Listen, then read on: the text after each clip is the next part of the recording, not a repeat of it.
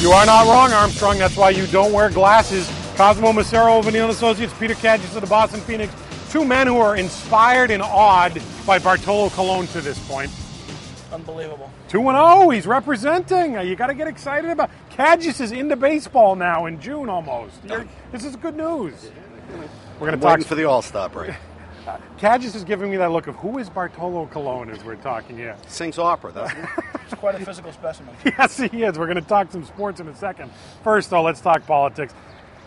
Let's do the Clintons again, people, because Bill Clinton has done it again. He's gone and opened his mouth and, well, is he doing good here or is he doing bad for his wife? He claims there is a media cover-up going on. The media is refusing to put out good stories about Hillary, including that she's actually the better candidate than Barack, because they're trying to get her out of the race once and for all. Cosmo, I've heard of right-wing conspiracies from the Clintons. Now I'm hearing about a left-wing conspiracy from the Clintons. Yeah, vast left-wing conspiracy. Look, this is over when Hillary says it is. We know that. So the only one who's going to get Hillary out of the race is Hillary when she decides she wants to get out. There's no conspiracy here. You know, I don't necessarily disagree that Hillary may not be the better candidate. The problem is you got to win your way to the nomination. And right now it looks like it's not going to end up that way, so it doesn't really matter. Again, he's not necessarily wrong. I think Obama will have a very difficult campaign against McCain. But you know, this is the process. It's gone on for a long time, and it's going to be over when Hillary finally decides, okay, it's over. We keep touching on this point, Peter, but Bill brings it up again over the weekend. He says, you know, depending on what happens this week, she may actually take the lead in the popular vote if you include Florida. Where does it say? If you include Florida, you mean the state that she agreed wouldn't count? And that Barack never campaigned in. That's right. Like Michigan, the state she agreed wouldn't count. Clinton used words like, you know, bullying and pressuring superdelegates. You know, those were the tactics that the Clintons were using late last year when it looked like she was going to win. So when they do it, it's okay, but now that other people are bullying and pressure. Listen, this is all a lot of foolishness. It's like trying to change the games. Baseball has 9 innings. The Clintons are trying to say, okay, instead of 9 innings, we should have 10. It's a lot of silliness, a lot of foolishness. Hillary was on the party subcommittee that decided the rules, that made the rules. Now she doesn't want to go by them. Baloney. She got any chance of being vice president? What's your gut telling you? My gut doesn't tell me anything. It's a very crazy year. My gut tells me that anyone who makes predictions this year, you should have their stomach pumped. His gut doesn't tell him anything. My gut tells me everything, Cosmo. I don't know about you. I think breaking 2 barriers in one election may be too much for middle America to accept. There's a third barrier. The third barrier is that a person on the national ticket would be the spouse of a former president. And I got to tell you, I think just the overall weirdness of that, plus the fact that Hillary has the second highest negatives of any politician in the country, the first being George Bush, is why she won't be on the ticket. All right, speaking of weirdness, let's go to the box office, gentlemen. We're talking about a 60-year-old action hero bringing in $311 million worldwide, $150-odd million here in the States. Indiana Jones and the Kingdom of the Crystal Skull. Either of you seen it, question number 1. Question number 2, when are you going to see it if you haven't?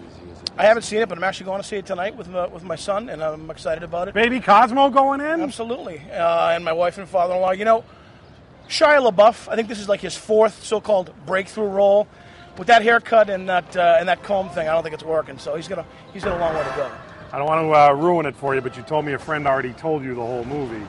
On a scale of 1 to 10, I give it about a 2. Well, that's I saw it Saturday. I hated it. So you're saying I ought to save my money? Make sure Baby Cosmo gets the kid under 4. See, I've always been, you know, for these big extravaganzas. First, I was a Star Wars fan, big Lord of the Rings fan.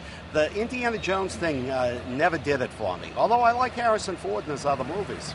When you see Shia LaBeouf playing Tarzan, Cosmo, you're gonna go. VB was right. I'm sorry, it's Shia LaBeouf, not Shia LaBeouf. I apologize to Shia LaBeouf LaBeouf. You know, between Star Wars is this and an exotic dancer? Shia LaBeouf. Thought I had a weird name. Between Indy and Star Wars, I got enough merchandise and toys in my home to stage a whole production myself. So maybe let's do that. The one movie that doesn't have the merchandise, but that I am so tired of hearing about, is the one that's coming out this weekend.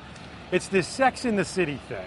And this has created, out of all womanhood, this gigantic cult must-see movie as women go to the theater. Are the misses going to this thing? Are you guys... The question is this. What kind of men are you two? Are the women making you go to see it? I really hope Carrie gets together with Mr. Big. I really do. Wow. I'd like to say, even Scottish Joe gave a wow there. Peter, you're not... Mrs. Cadges is not dragging you to this. I have no desire to see it. I have no objection to seeing it. Look, Sex and the City was a terrific TV show at first.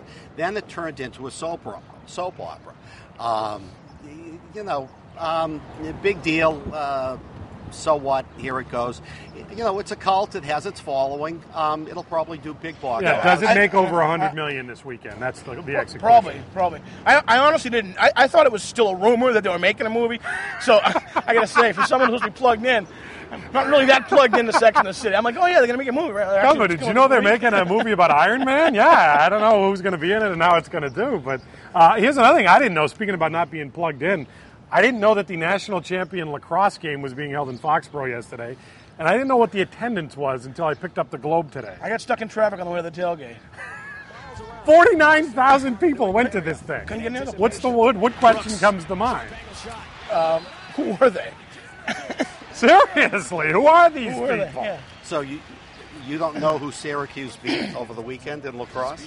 I only know it now. I didn't know it at the time, but yes, they beat Johns Hopkins, which I didn't know they traveled that well. 50,000 people there? Hey, look, there's lacrosse leagues all around the suburbs now, and I think that's why the attendance was I got tickets to the last game when I got a pizza at Papa Gino's. That's what I'm saying. Who's paying money to go see this?